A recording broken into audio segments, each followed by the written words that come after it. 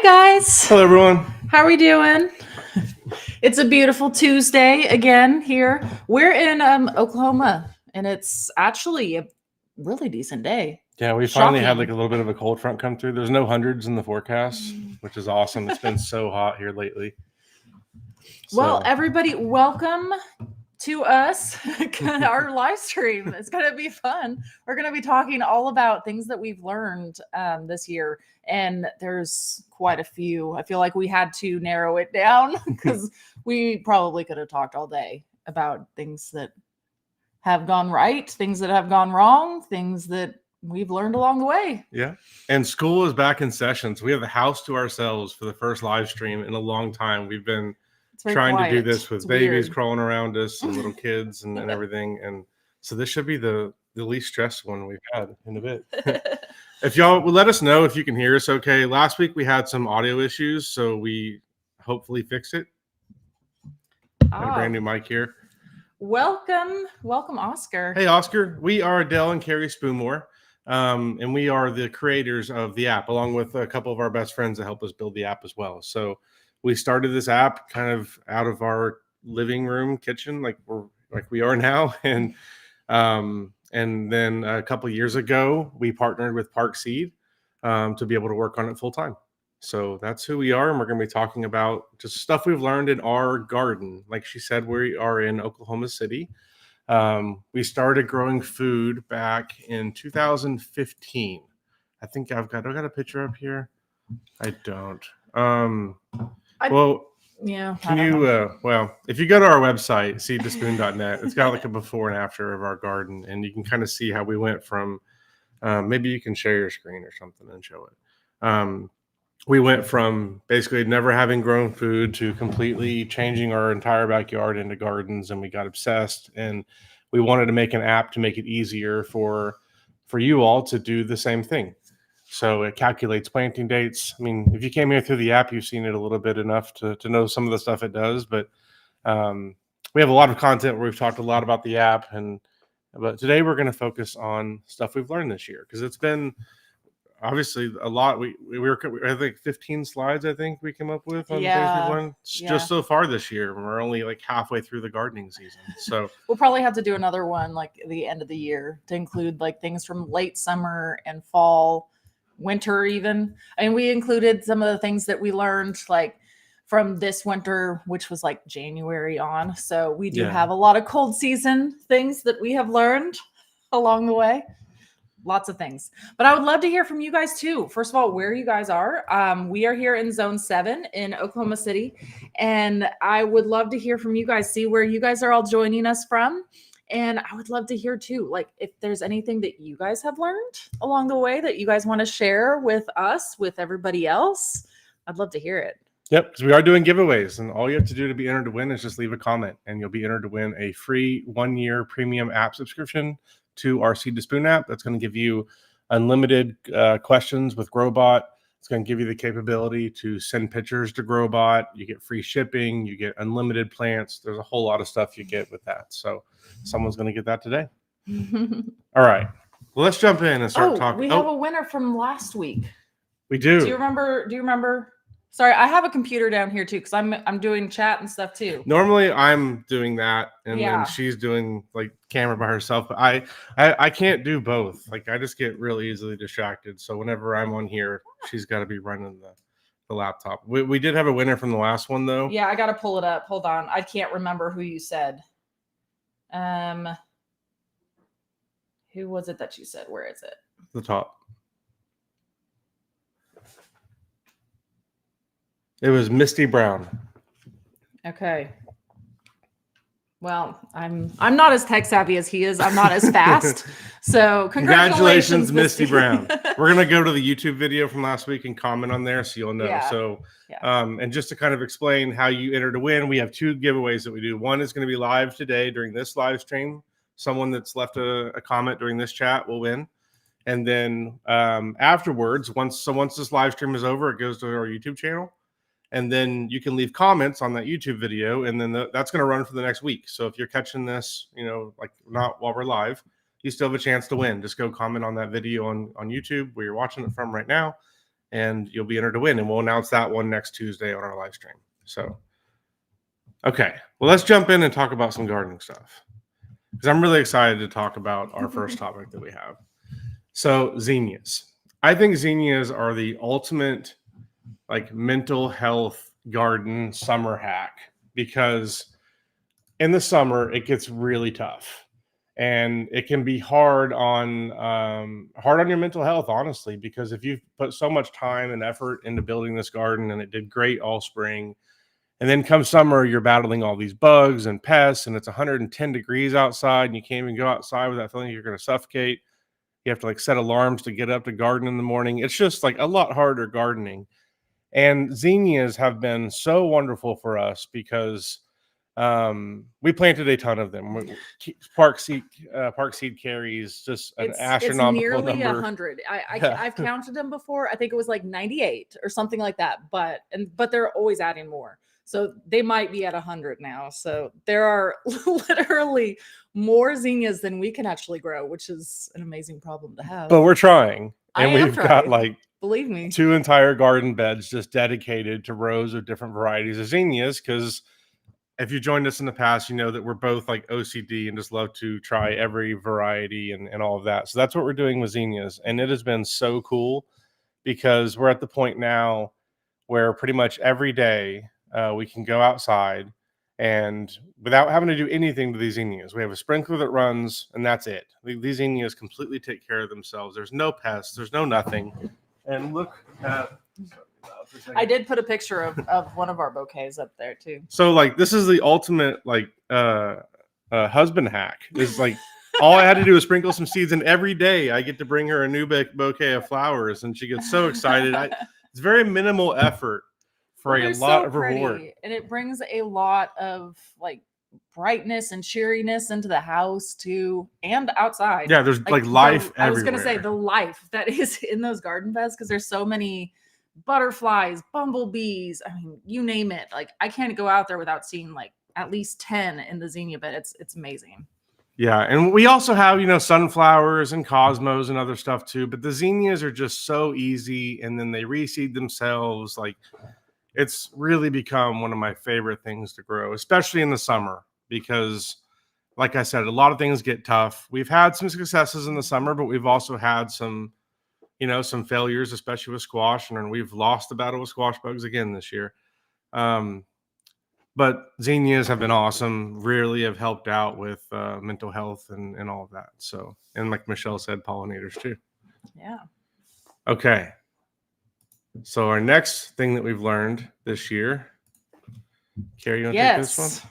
Oh, yes. Sorry, let me... I know I'm not as... It's hard to do both. I know. I got this. I know. I got this. Here, when you're talking, I'll do it. Okay. So I did have to include this because this is a huge change for me out in the garden too. Because before I felt like I had to memorize everything. That was, first of all, like every disease that could possibly be wrong, every pest that could possibly be out there. And the fact that they now like built this Growbot, like the identification feature has helped me so much out in the garden. Just simply like taking a picture of a pest, sending it up to Growbot, like, what is this? And it's helped me a lot. And then also like, what's wrong with my plant? And it's told me like, you need to add some fertilizer to it, things like that. So, I mean, there's just been so much that it has helped me with, and it's incredible. It was something that we dreamed of a long time ago. And it was really exciting to actually get it out this year. Yeah, whenever we first started, so Justin is our lead developer, and he and I worked together at another job when we kind of first started this, and we were at a Microsoft conference together, and this was kind of when the first iterations of what later became ChatGPT were starting to come out, and back then our minds were blown at what was possible, but it meant a lot of things we weren't like. It meant getting like millions of images of all the pests in order for us to have it, and it just long story short, whenever we finally released this into Growbot, we were so excited because this really was the dream for us from the beginning. There were a number of dreams. One was like calculating all the dates for you, making that easy. Yes. Another one was making it easy to know what is going on in your garden, what to do. Take a picture of a plant or a pest, and it tells you what to do about it. And then the third one was being able to like plan your garden and map it out. And I got some really cool stuff to talk about on that soon. Not quite yet, but we are very deep into working on it, and we've got some really cool demos and stuff coming up on that. So, yeah. Okay, next thing. Okay, yes, I have to talk about this one because I was so excited. And this is actually like this past weekend. We like all day Sunday, I feel like we went through and we first of all, we harvested so many different peppers and tomatoes out there, and we're like, oh my gosh, what are we going to do with all of them? In the past, we've always just either used them or frozen them. We haven't been that like creative with canning before. Canning intimidates me. I don't know about you guys, but I've always like felt like it was way harder than it actually is. I was very shocked, honestly, and I was very excited. So I am super excited to share with you that this weekend we canned we did diced tomatoes, we made tomato sauce, and then we also made pickled peppers and canned those, which was awesome. Yeah, and if you haven't had pickled peppers yet, you've got to try it. If you like peppers at all, we had never made these before this year. We always either froze our peppers or we would dry them, but we never made anything like this. And now they go on pretty much every single sandwich I make, or any wrap or quesadilla or any of it. It's awesome. Really enjoying that. And then we had what the kids declared the best spaghetti of their lives. Yes. Last week, and credit goes to those Roma tomatoes that we used for.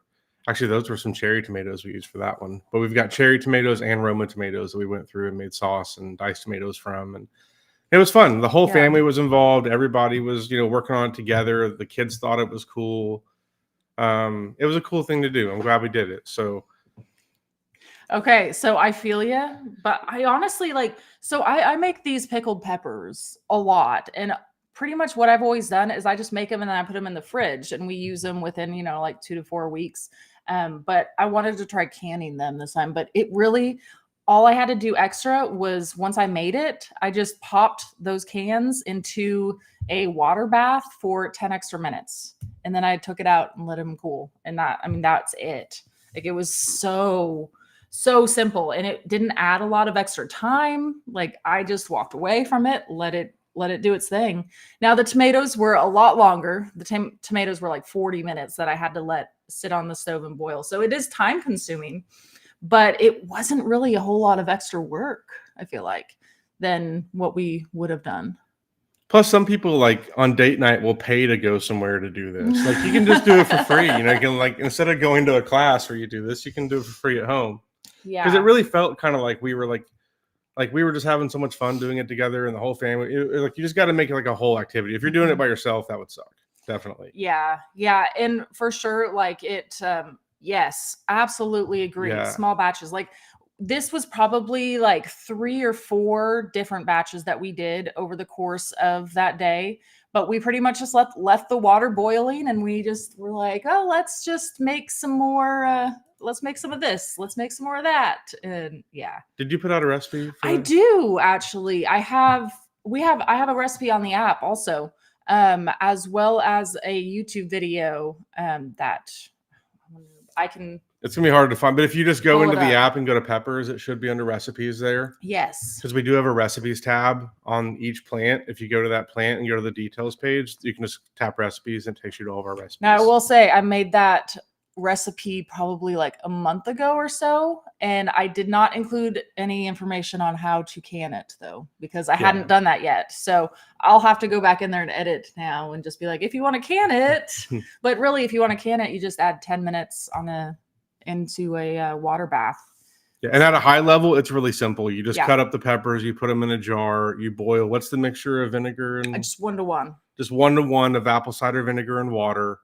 And then you pour that into it, and I add some like garlic, salt, sugar. Yeah. Yeah, and that's all there is to it. It's really simple. So we have the video and blog posts and stuff. Just at a high level, that's all you really need to do on it. Yeah, but if you don't can it, like it'll last like 2 to 4 weeks in the fridge. And you can tell, like, the color will start to Yeah. fade from them. They won't taste as good. Like, same way with onions. We can onions the exact same way where we make pickled red onions. That's another thing that, like, we've really started doing a lot this year. And then again, on pretty much every wrapper sandwich I make goes some of these pickled onions, pickled peppers. It just makes everything taste awesome. Yeah, but if you do can it, like, I mean, it'll last, I mean, however long. I mean, yeah. I'm not going to give a time frame because I feel like that's where you get in trouble. But honestly, like, they're supposed to last a very, very, very long time if you can them. If you ever go to Jersey Mike's, it like reminds me a lot of like the little relish they put on the sandwiches. So that's kind of where, yeah. Okay, move on to the next slide. How many peppers per jar? I saw that. So I mean, it probably not too many. I mean, just enough from like 1 or 2 plants that they have a full amount of peppers on them. I mean, we really didn't have more than, I don't know, a few pepper plants that were producing. So yeah, and you can do a smaller jar. I mean, yeah. 10 to 15 peppers will be plenty for making a small jar. Okay, so weed control is something I feel like we learned some on. We still didn't do a great job, but it was a much better job this year than we did last year, because in the spring, let me go full screen on this. We laid down this black weed cloth everywhere around the raised beds and then put wood chips on top of that. Now, in the past, we've used cardboard for something like this, but I had a lot of area to do. I wasn't going to be able to get enough cardboard, and I wanted to try out some of these weed cloths again because I'm not fighting Bermuda grass anymore. I'm fighting seeds that are sprouting. In my old yard, I was fighting Bermuda, so I used cardboard there. So one thing that we learned a lot about was the quality of the weed fabric really matters. I tried out some of the cheaper weed fabric, and then I also tried some of the like industrial ones that they use in like on small farms and stuff like that.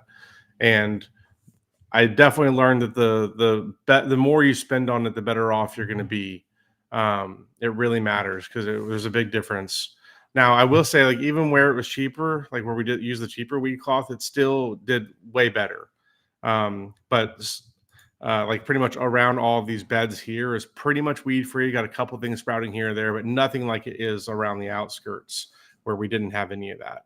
Now, one thing I learned is I should have created a larger buffer zone because, like, you can see, like, out here, I don't know if y'all can see where my mouse is. No, they can't see where my mouse is. Darn.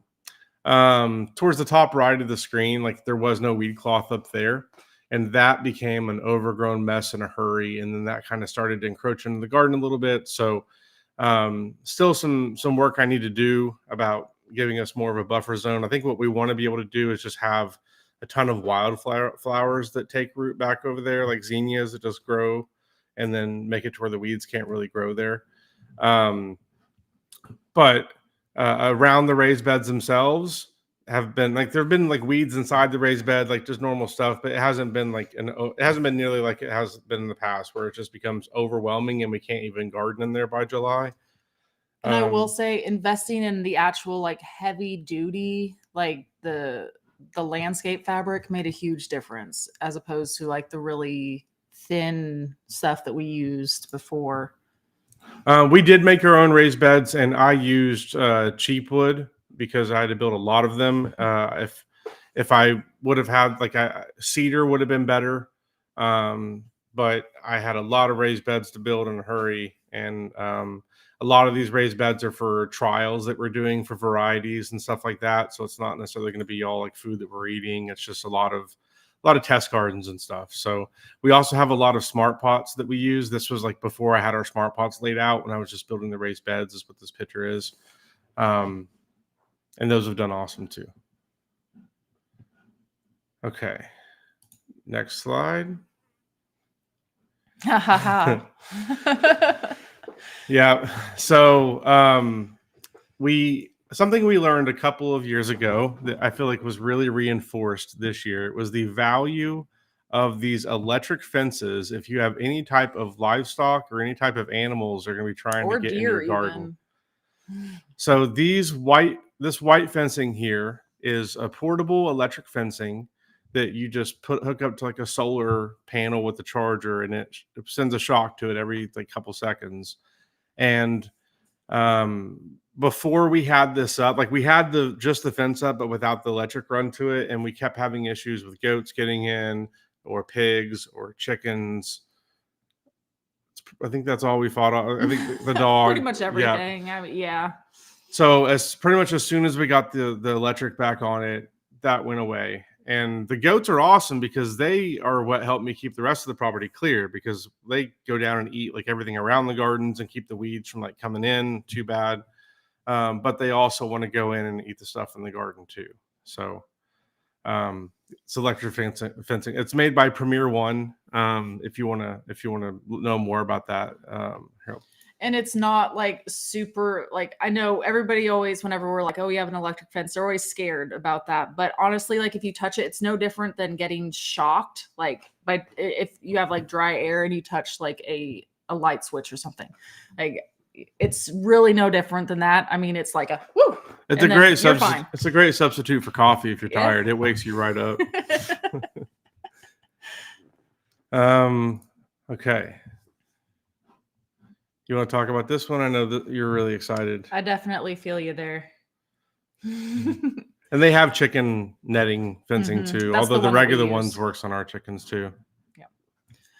Yes. Okay. So this is a brand new variety that Park Seed just got. So they just started with this one. It is a Whopper Junior. So I know you guys I'm sure everybody has heard of the Parks Whopper tomato, which is awesome. It's that huge slicing tomato. Those are great.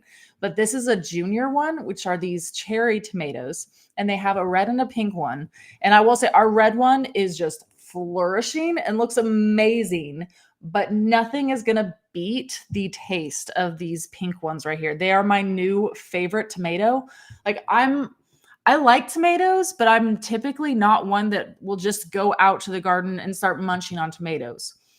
But I will do it with these ones. These are pretty much like I will go out to the garden and I will just devour these because I don't know what's different about them, but they are just so, I don't know, they're so much tastier. I love them. Yeah, I agree. I'm same as her. Like I don't really like tomatoes by themselves. They're a little too tart. But these ones are really sweet. They taste incredible. They are so good. And the same as the kids. Like the kids love these ones too. Like they taste incredible. I love them. They're probably my favorite tomatoes that we've ever grown. And they're a vining tomato. They're doing really well. I love it. Even the red ones are doing terrific too.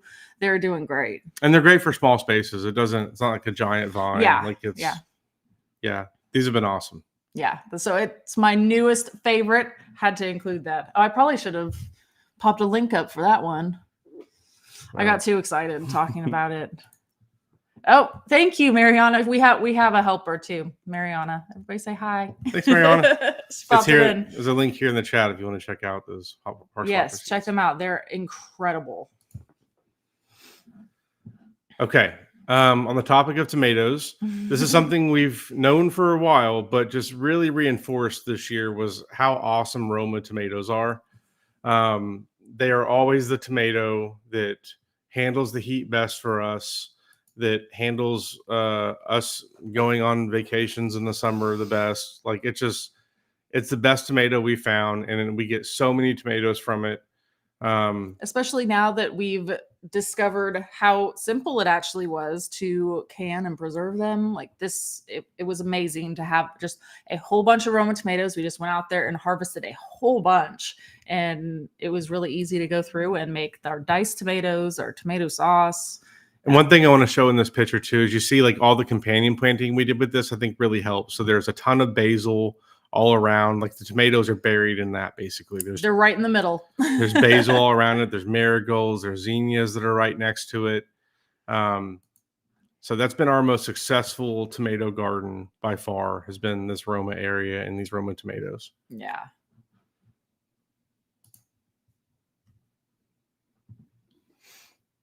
Oh, and parsnips. Yes. I had to include these because we grew, I don't know, we probably grew like one row of them, like one or two rows. and they were so good. We did not grow nearly enough of them, so I'm really excited for fall now because I can grow more parsnips. It was just one of those things that's just completely random thing that we didn't really think about. Yeah. Yeah. It was kind of like a potato mixed with a carrot. Yeah. That's kind of how I felt like it tasted. We just roasted them the same way we roast pretty much every root crop, as we just dice them into 1-inch cubes and roast them at like 400 for like 30 minutes. Yeah, it was so good. So we're definitely going to be growing a lot more parsnips. I know it's something completely random, but it is definitely something that we learned this year that we love.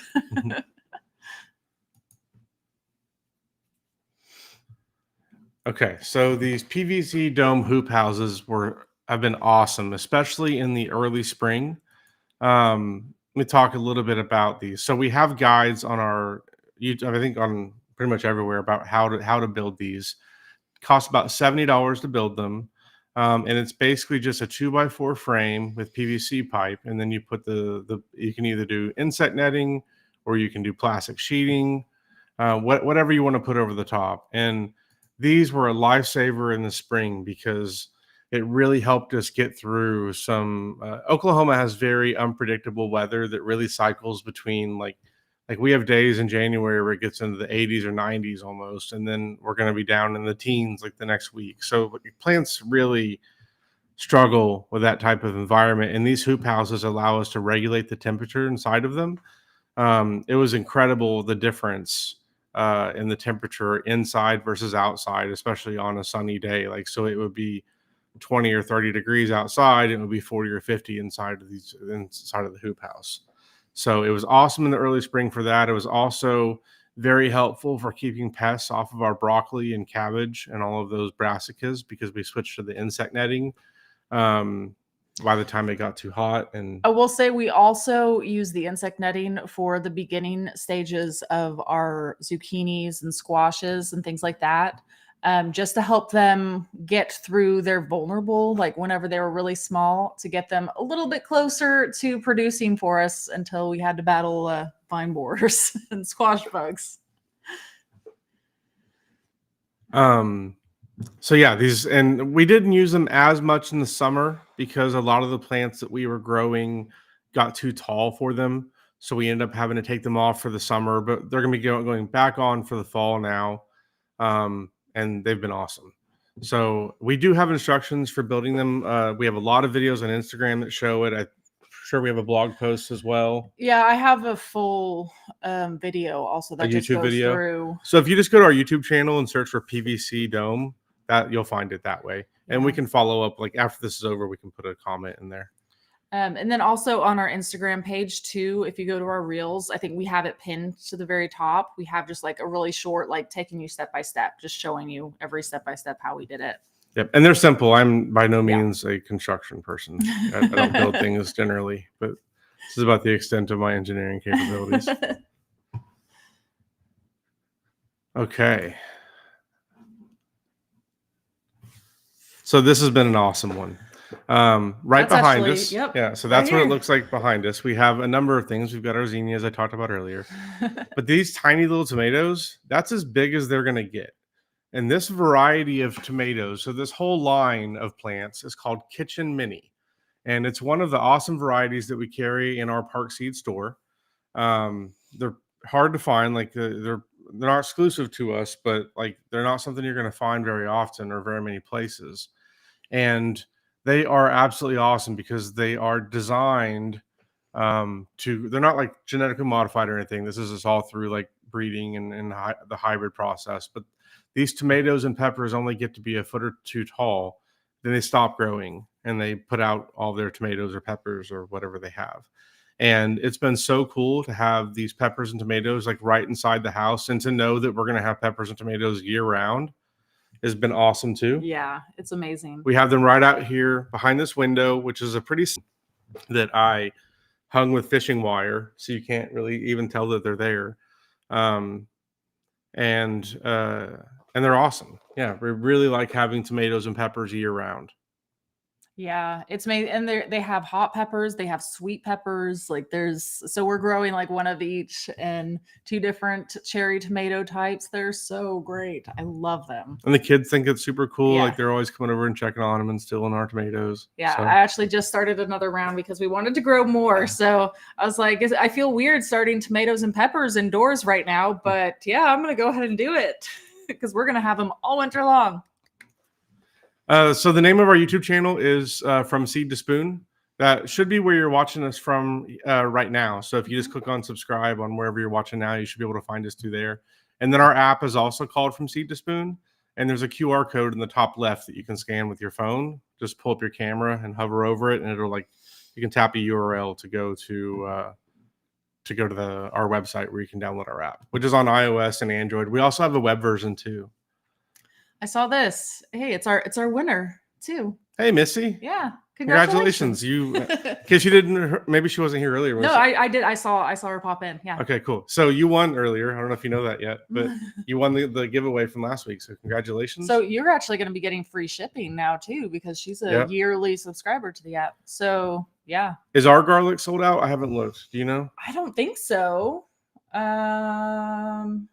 Carrie's going to look and see if our garlic is sold out, but we should still have garlic. Yeah, I haven't noticed. Let me look.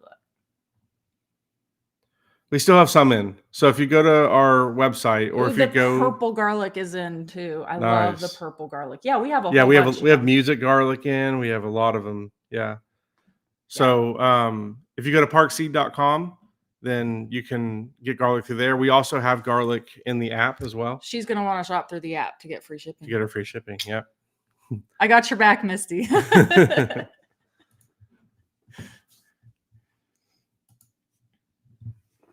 Okay. Our next slide. Yes. So more ways to grow vertical. We discovered the green stock. The vertical growing, they're amazing. I absolutely love them. We got all sorts of different colors of them, but this is a picture of one that we grew this past spring with a bunch of different lettuce varieties. So each row, we had a different variety of lettuce. It was really fun. I loved it. We would go out there and taste test each lettuce and see which one we liked better. And it was really fun. It was an amazing way to grow. I loved it. It was so fun. So we ended up getting a lot of them. And we have a lot of them on our porch. They're perfect for saving space. They're great vertical growing areas. I love it. And come summer, they're pretty much all basil towers. Because that's the easiest thing to grow. Basil herb. We have a strawberry one. Yeah. If I had enough flowers, I definitely would have done more, but we use all of our flowers in hanging baskets and stuff. Yeah. I need to start more flower seeds next year. That's something I need. We have a pink one that we still have to put together, and we're going to do flowers in that one. Some other ways of growing vertical that we tried this year for the first time were these wallflowers that you see over on the left, these black hanging things. They've been awesome. They're made by Smart Pots. I believe we carry them in our store, or we're going to be really soon. Yeah. Okay. Hint. We will soon. But these have been awesome. We've got them hanging all sorts of different places. I tried this PVC thing that you see there. That failed miserably. That did not go well.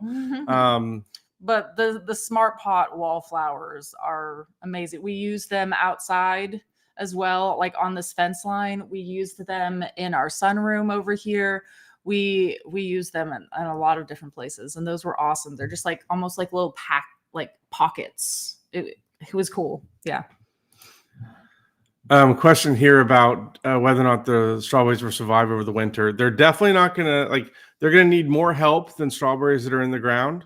You got to make sure you stay on top of watering and all of that kind of stuff, because if they dry out too much in the winter, or if they get too cold, water will help regulate them getting too cold too. So we're going to find out, because this is going to be our first winter having strawberries in them over the winter. But I know just traditionally, when we tried to grow strawberries in containers or anything like that, we just have to make sure we're more vigilant about watering, because it doesn't have the ground to insulate it. Yeah.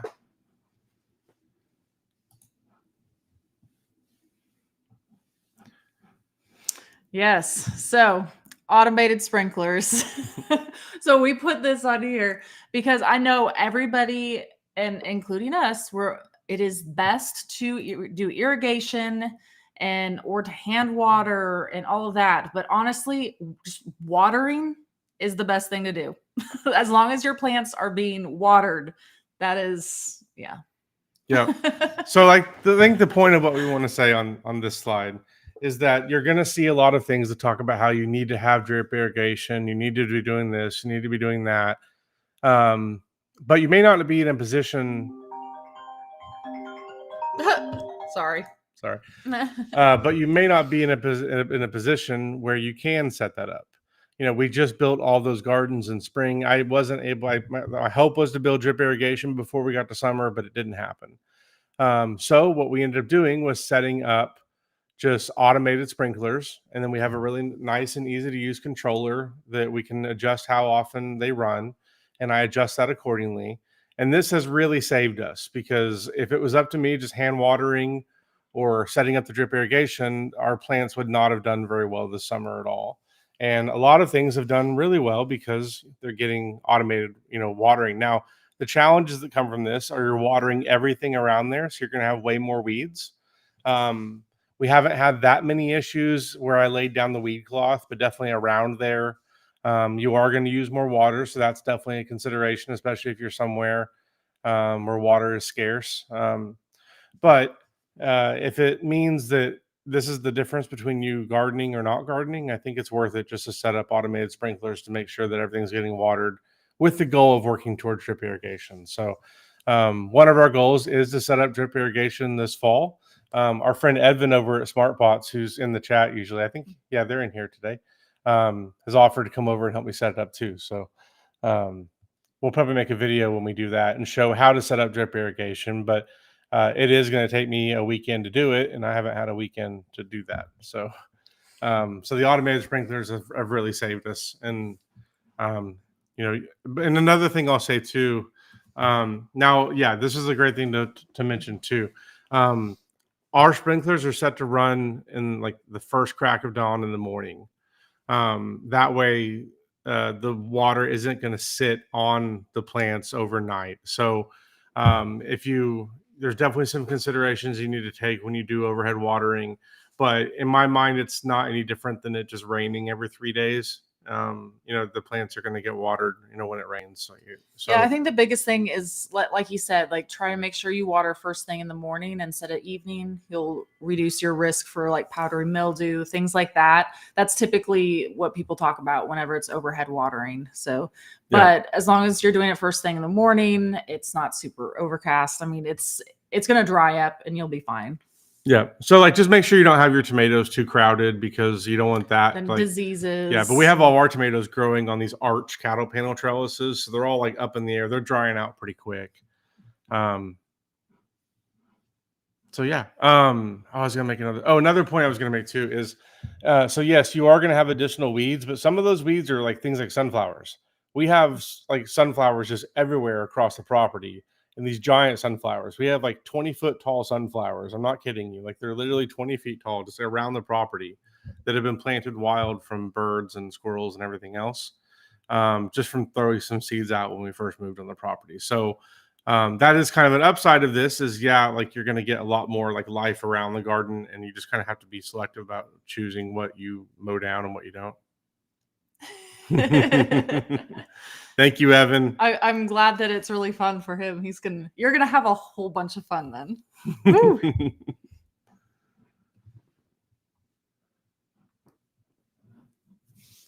Okay. Okay. So I had to put this on here because it's really funny. So first of all, I love calendula, and I learned how to say calendula too this year, which is awesome because I didn't know. I've never grown it before. I was like calendula, like, and yeah, I got corrected. I was like, oh, okay. You see, so everybody learns something new every year, and this was something that I learned, and I love calendula now. It is so amazing. It's so beautiful, and it did so well for us. We started several different varieties from Park Seed by seed indoors and transplanted them outside.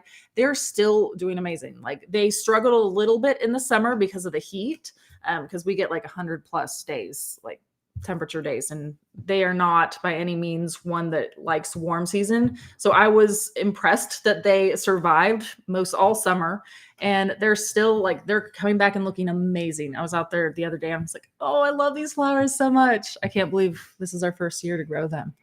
And they were amazing companion plants too. Like they've done wonders for our tomatoes. And yeah. Yeah, when we first started growing food, we really didn't grow very many flowers. We grew marigolds and morning glories and a couple other things, but we really dove in this year and tried to grow a lot more flowers. And it's been one of the highlights this year, I think, for us is just there's so many things to enjoy about these different flowers. And calendula is something you can use as like, there's a lot of like balms and stuff you can make for it for skin issues. There's just a lot of good uses for it.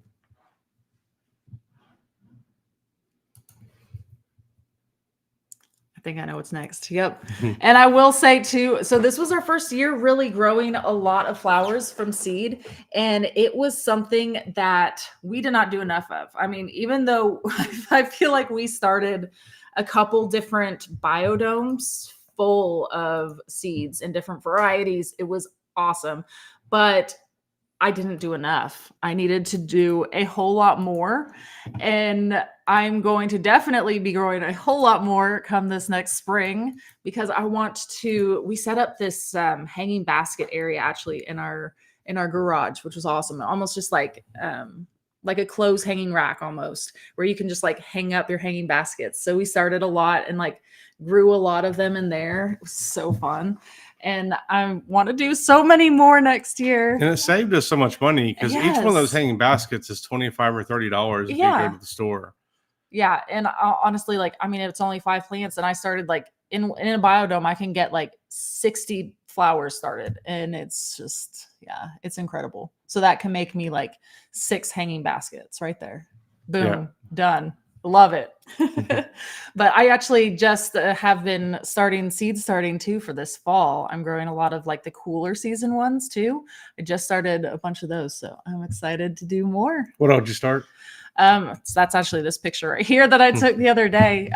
So I did a lot of pansies, viola, which they're very similar, but snapdragons, asters, more calendula, because I love it. I think that was it. It was just a bunch of different varieties of those ones. If you follow us on Instagram, she's posting about this stuff all the time. Always kind of showing, like, this picture probably came from an Instagram post she put up. Yeah. So yeah. So follow us there. Again, it's just Seed to Spoon. If you also in the app, there's links to Instagram and all that places. And awesome. A lot of this stuff goes to YouTube also, like some of the shorts and stuff also. Yay, Mary. I'm so glad that she'll be growing more. I know I definitely Thank you, do. Mary. Yeah.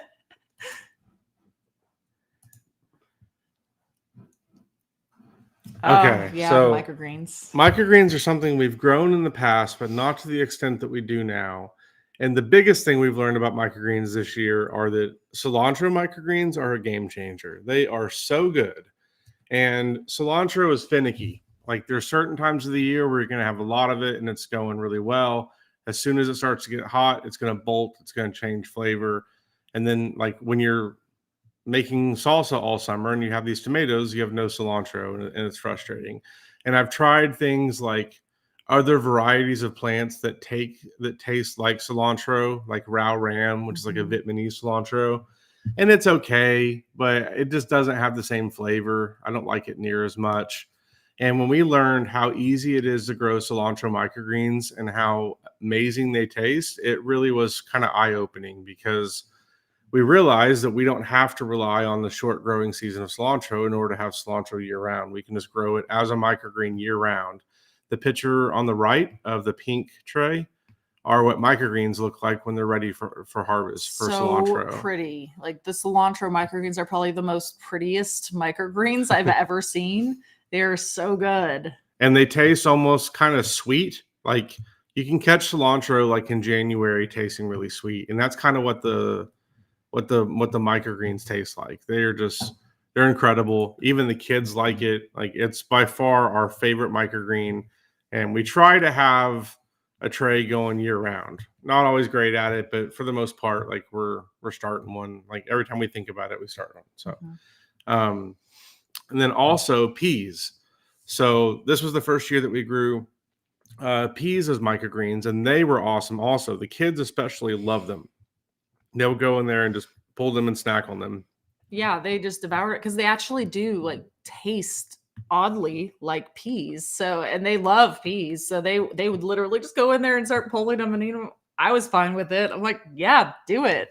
And it was super useful to have it for stir fries. Yeah.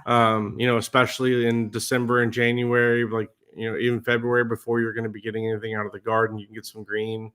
And so, kind of go along with what we talked about with, they do look like a food. I know. I saw that. I was like, yeah, they do. A little But- miniature corn. But between the microgreens and the indoor tomatoes and peppers, they've really helped us out with our goal of growing food year round, and with taking some of the pressure off of feeling like you have to be growing outside. Like, there have been times where we're just too busy to spend a lot of time outside in the garden, but we can spend 10 to 15 minutes getting some microgreens planted and getting it set up. And taking care of them is easy. It's just pretty much once a day you go in there and water them. We have lights that are controlled by an automated timer. It's all really simple. We have it like set up right in our pantry, so it's like right next to the rest of our food. The biggest challenge we have is keeping our 2-year-old from getting in there and trying to take them all. That's really true. Actually, I battled the 10-month-old this morning too. He was like in there, like taking the lid off of the biodome. I'm like, no, those are my flowers. Yeah, we need to add children as a pest into the app. I think we do. Yeah. If we put a layer of toys between the microgreens and the door, he'll get distracted. Just put that's rolling true. cars. That's true. Yeah. Okay. Is that our last slide? That was all right. the last one. We did it. We made it. I was worried if we were going to be able to get through them all in time. But I know. we did it. We got time to spare. Okay. Let's see. I'm sorry. You have questions pulled up for me already, don't you? We've got some in here. It looks like Mariana went in here and pulled some up. So we got a question from Mary. Their flowers have been grown in the fall. We covered this a little bit, but you just want to rattle off like a list of a few. Yeah, so pansies, violas, snapdragons, calendula, mums. I mean, those are all ones that do really well in the cool temperatures. This is awesome. Aww, and welcome. That's awesome. Yeah, we love it too. Like, we do feel like we've got a little community here. It is great. A lot of you we see every week, and we feel like we know you a little bit. We just sit here and chat. It's fun.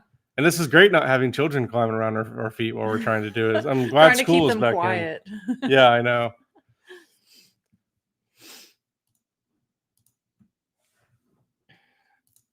Yes, I'm a huge fan of them. Yeah, and hopefully we'll be having those in the app at some point. So garlic, most people plant it about a month before your last frost, or around that time. Like, for us, it's in October. The app will calculate it for you and tell you when to plant garlic based on where you live. But pretty much, you can plant it. I mean, even in here, like, you can get away with planting it anytime the ground is workable. Well, here's basically what garlic needs. Garlic needs to be planted before it freezes. It needs to go through like a couple months of really cold temperatures, and then it needs to have spring. Like, that's the trick with garlic. If you just plant it in the spring and it never went through like really cold temperatures, it's not going to grow good bulbs. So there's ways you can trick it in the spring by like putting it in the fridge or the freezer for a few weeks and doing stuff like that. But the best thing to do with garlic is just plant it in like October, depending on where you are. For us, it's October. Plant it and forget about it. Yep. And then you'll harvest it next year in like June. Again, for us, it's June, depending on where you are. It could be a little bit different.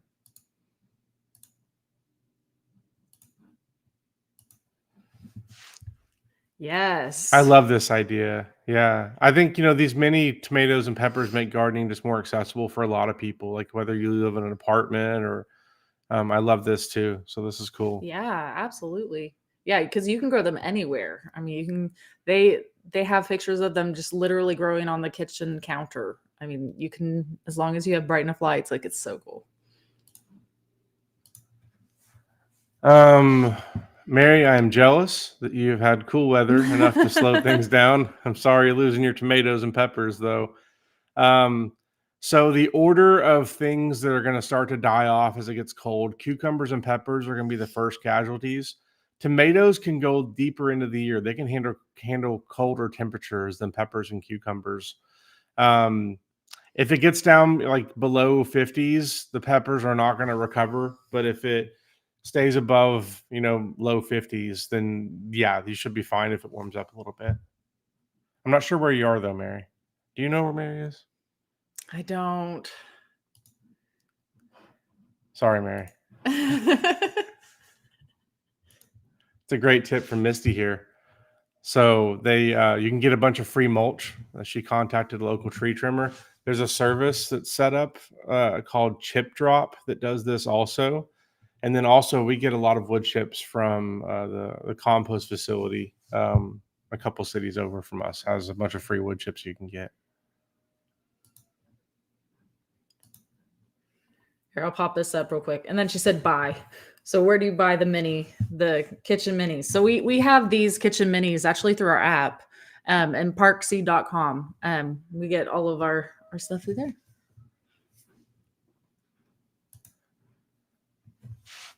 Question about whether or not we're going to have a feature in the app that reminds you when to fertilize. Yes. So this is something we're working on with our goal of being to have it out before spring. A couple of the major things that we're working on that we want to be out before spring are a planning feature that lets you visually see your garden beds and also recommends what you should plant where based on companion planting and where the sun is going to be and that type of thing. Also, we want to really beef up our reminders and our notifications to be based around just more action items for things in your garden, and fertilizing would definitely be one of those.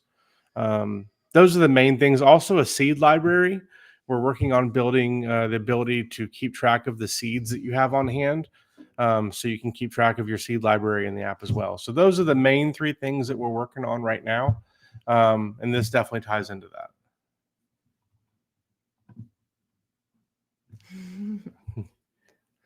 Well, I'm hoping that we can show the planning feature here in a couple weeks. I would like to start at least just showing it on a live stream to get y'all's feedback to see what you think about it, because I don't want to build it the wrong way. I spend several months building something and then show it to you all and you're like, this is not what we need at all. So we're almost at the point where we're ready to start doing things like that, where we're going to show some of these new features that we're working on. So it's awesome. We get a private demo every morning when we meet with Patrick is the developer that's working on the planning feature. And he's so excited every morning to show us. Yeah, he's blowing it out of the water. It's so cool. He has such a creative mind on how he builds things and how he thinks through problems and problem solving. And it's awesome. So every morning we get to meet with him and see how it's going. And we talk about it as a team as to what we like about it, what we don't like. And I wish I could show it right now. I'm so tempted to pull up a screenshot and show it right now, but I'm not going to do that to Patrick. I'm going to wait until he's ready and tells me I can show it to all of you. So a lot of people like the seed library. That's cool. Yeah, I love that too.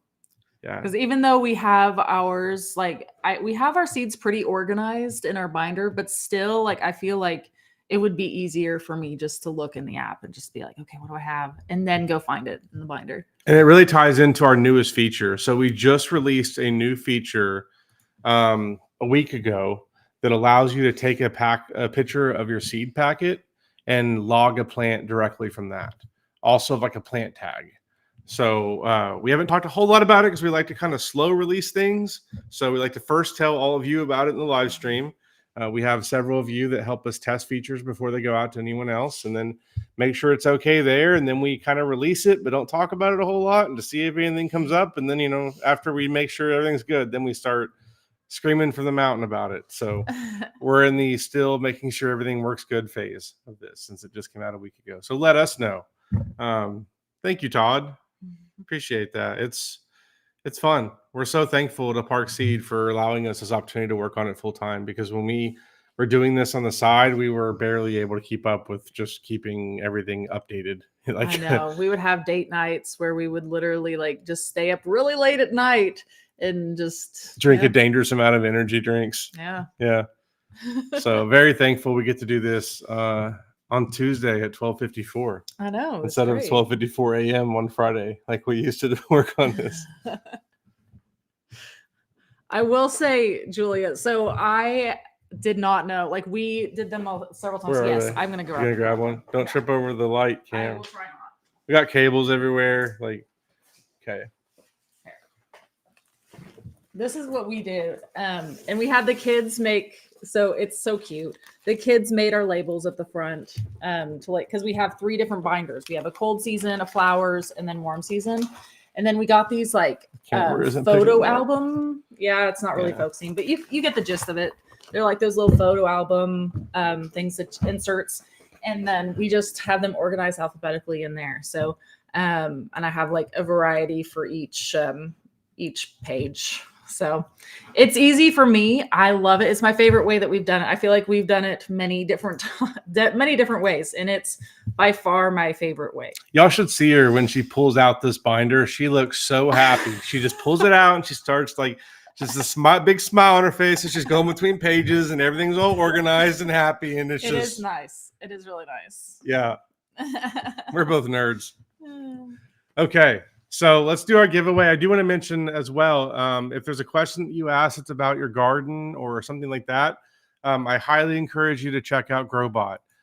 If you're a premium subscriber, you can just send a picture of whatever you're dealing with in your garden or whatever question you have, and it'll help you that way. If you're not a premium subscriber, then you do get the ability to just send it like a text message question, and you get and you get those every day for free as well. So you get unlimited if you're premium. So without further ado, our winner for today, who gets a 1-year freemium app subscription, is Julia Cruz. Congratulations. I know I saw a lot of questions from her coming up, so I'm not surprised. Appreciate you. Appreciate all of you for joining. We do these every Tuesday at the same time. All the past ones that we've done are on our YouTube, so you can check those out. Some of them have been about gardening topics. Some have been about how to use the app. Just a wide range of topics. We let a lot of your feedback drive what our topics are going to be too. So if there's something that y'all want to know more about, it seemed like there was a lot of canning. Yeah, we almost did preservation today. Did that that was the plan, and then I was like, well, I really want to talk about zinnias, and then so then we just kind of snowballed from there, and we had like 15 more things we wanted to talk about. So, but I think next week, don't hold us to it, but probably preservation, because that's something we really want to talk about. It's coming up in the near future. If it's not next week, it'll be in the near future. And we just took a lot of pictures and videos of us doing it, so it makes it easier for us to do these when we have that to pop up on screen too. So now that we've got all that, we can do that.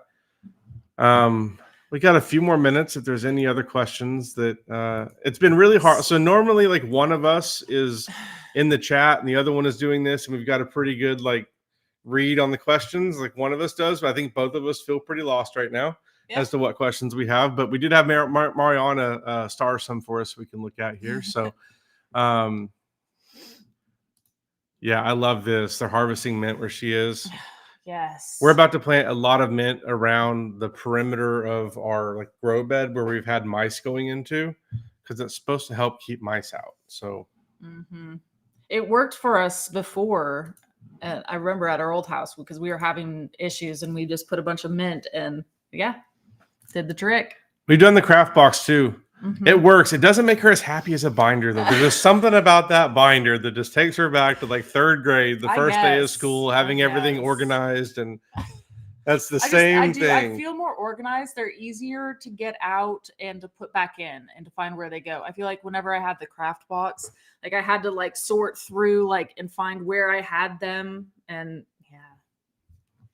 that's just me. Everybody's different. Hey, welcome, Caitlin. She said she's never gardened, but her friend told her about this app. So tell your friend thank you for telling you about it, and let us know if you have any questions. You can find us on Instagram, here on YouTube. You can email us there. I popped it up because there was a question about our email. So sorry. I thought you were just on the spot. You're like, whoa. Here you go. Email us. But yes, you can for sure email us. But yes, so Misty and was it Caroline? Julia. Caroline. Yeah. That was the middle name. Okay, yes. Here's the email address to email us. Great question from Russell here. So we do have a section in the app that's called garden themes on the dashboard. If you scroll down a little bit, it has different themes of gardens. And one of them, I believe, is at least one or two of them is based around things that smell nice. But if not, we'll add another one. We're adding more and more flowers into the app all the time. A year ago, there were pretty much no flowers in the app. So, but Carrie's been adding a lot. If there's any specific flowers that you want added, let us know. Our goal is to have everything that's in our store in the app. That's what we're working towards. But there's a lot of flowers, so it's going to take a bit. Okay, well, we are at 1 o'clock. I wish we had more time. So I know. I'm sorry. I know there's still more questions. Sometimes we do these that are nothing but questions and answers. Yeah, and I think we need to do one of those again soon. Yeah, because I feel like we do have a lot of questions. So we always feel that way after we have one of these where we don't keep up. Well, thank you everyone for joining. Y'all are awesome. You make it worth doing this. Having you here talking to us and stuff. It's super awkward if we're just talking to ourselves. So y'all make it fun. Appreciate y'all joining. And also too, I want to remind you guys, if you didn't win and you still want to win after this is done and it closes out, go back in, comment again to be entered to win. Ask your question again if we didn't get to it. Yeah. And I'll try and hop in there. Because we can see those. Like this whole chat, as soon as I click end, the whole chat goes away and we don't have any access to it. Or it's so frustrating because I know that like there were questions we wanted to answer, we forgot about. So just go post it again once it's up on YouTube. And you'll get entered to win. Maybe you'll win next week. And then we'll definitely see it. Okay, awesome. Well, thank you all so much for joining us today. And hopefully we will see you again next Tuesday.